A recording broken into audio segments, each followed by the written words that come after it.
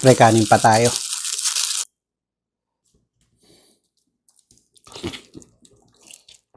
Hello guys! Nag-order ako ng KFC. Order ako ng kanilang isang bucket na chicken. 6 pieces. And meron din ako ditong chicken ala king. Sarap. And syempre, may kasama na yung mga mashed potato. 3 mashed potato, mga gravy, and then yung drinks natin. So, tama-tama. Lunchtime na. So, kain tayo. Yan, unahin na natin tong chicken ala king. Sarap. Paborito ko to eh.